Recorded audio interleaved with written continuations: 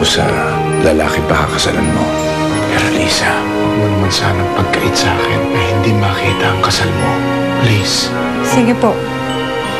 Pero hindi po kayo makikipag-usap kahit kanina sa araw ng kasal ko. Klaro po?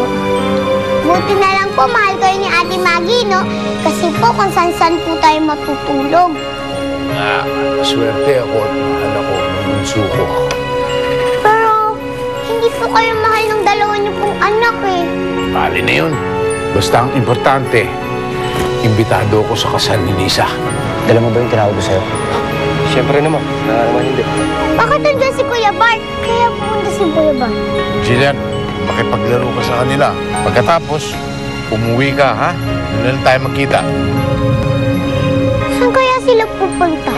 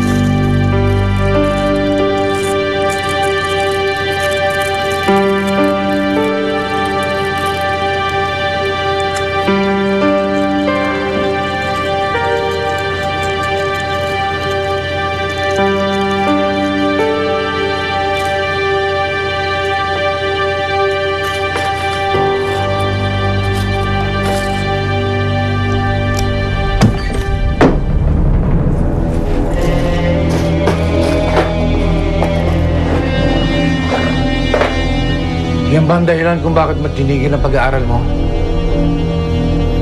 Nagawa niyo dito? Hindi maganda ang bisyong yan.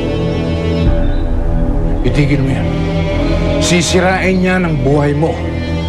Ang galing mo magsalita, no? Bakit? Sino bang unang sumira sa buhay natin? Di ba ikaw? Kaya huwag niyo akong pinapakialaman sa mga ginagawa ko dahil wala kayong karapatan! Sandra! Oh!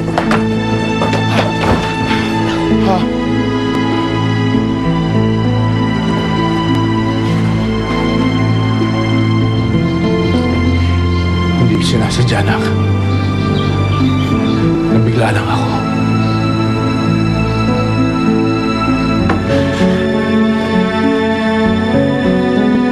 Itiwan niyo ako.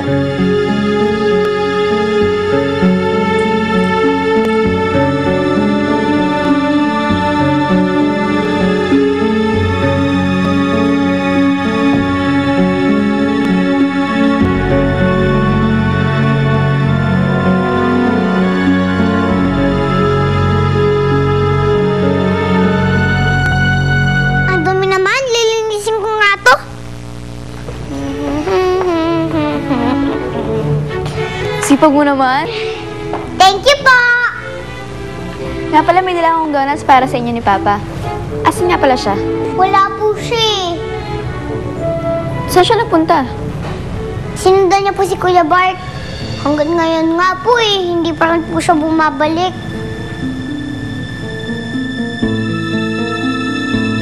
Ma, may bisita po kayo. Sino? Ikaw? Totoo palang laya ka na muli na. Gusto ko lang humingi ng paumanhin sa lahat ng mga nagawa kong pagkakamali sa inyo. Lalong-lalo na sa asawa ninyo. Patawarin niyo po ako. Kung mababalik ko lang panahon, hindi ko na ginawa mga pagkakamali ko. Sana may asawa pa kayo ngayon.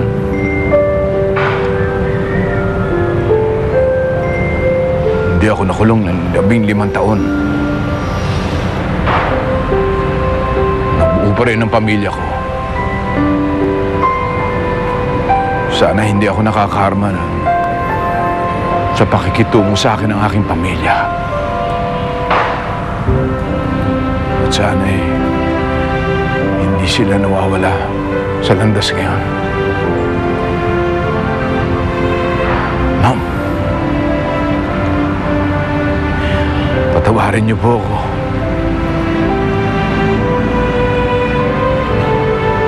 Patawarin niyo po ako. Sising-sisi ako. Noon pa. Noon pa, ma'am. Sa lahat ng mga nagawa kong pagkakamali. Pinagpasa Diyos na kita dati. Alam kong pinagdusahan mo na ang lahat sa loob ng bilangguan.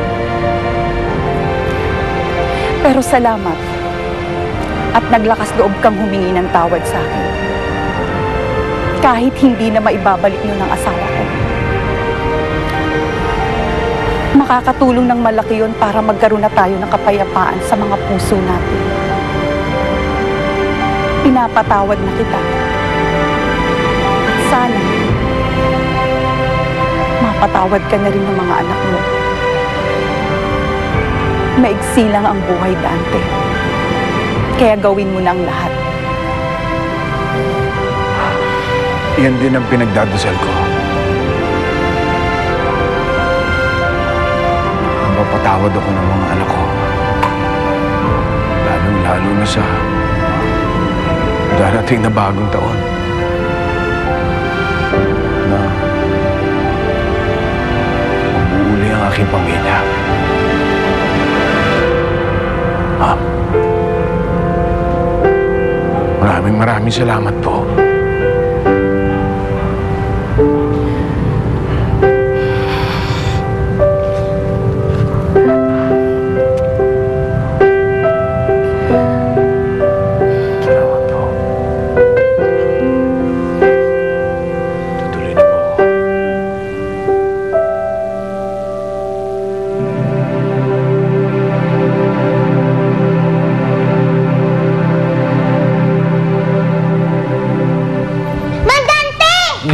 Kailan? Kanina pa po kayo hinihintay ni Ate Maggie. Saan siya? Doon po sa kitchen, halika. Ano bang ginagawa niyo dito? Umalis na kayo. Hindi ko kayo kailangan dito. Ayokong makasama pa kayo.